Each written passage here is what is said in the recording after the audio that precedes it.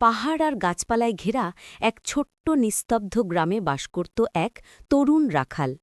তার নাম রাহিম। প্রতিদিন ভোরে সে ভেড়ার পালকে নিয়ে চলে যেত গ্রামের পাশের নীলচে লেকের ধারে। লেকটি ছিল এত সুন্দর, এত স্থির, যেন আকাশ সেখানে এসে বিশ্রাম নেয়। রাহিম ছিল নিঃশব্দ স্বভাবের, কথা কম বলত, কিন্তু তার বাঁশির সুর ছিল অপরূপ মধুর। কাজের ফাঁকে সে লেকের কোল ঘেঁষে বসে নরম হাতে বাঁশি বাজাত, আর সেই সুরে পানির ঢেউ ধীরে ধীরে নাচত।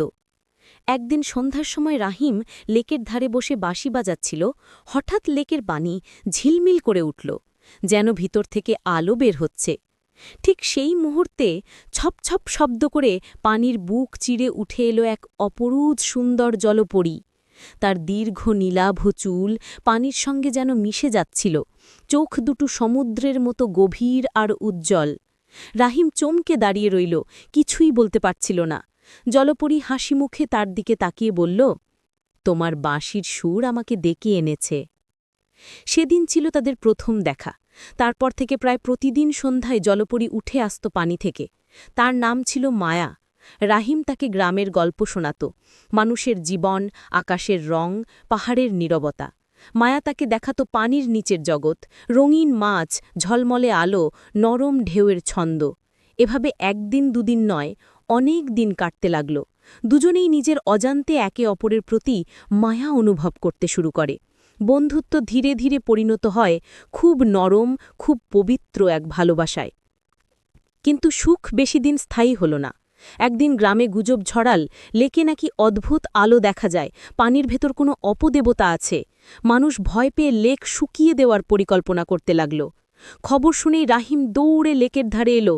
মায়াকে দেখে ভাঙা গলায় বলল, তোমাকে এখনই চলে যেতে হবে, মানুষ তোমাকে ভয় পায়, তারা তোমাকে আঘাত করতে পারে। মায়ার চোখে হালকা জল জমে উঠল। সে ফিসফিস করে বলল, তুমি কি আমাকে ভুলে যাবে? রাহিম মাথা নাড়িয়ে বলল, আমি কখনো তোমাকে ভুলব না। যতদিন আমি বাঁচব, আমার বাঁশির সুর তোমার জন্য বাজবে। চাঁদের আলোয় লেকটি সেদিন অদ্ভুত শান্ত ছিল। মায়া ধীরে ধীরে পানির নিচে নেমে যেতে লাগল। রাহিম দাঁড়িয়েছিল বাঁশি হাতে, কিন্তু সুর বের হল না।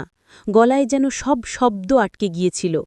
মায়া শেষবারের মতো তাকিয়ে মৃদু হাসল, তারপর অদৃশ্য হল পানির গভীরে। তারপর থেকে মানুষের ভয় উধাও হয়ে যায়, গুজব মিলিয়ে যায়।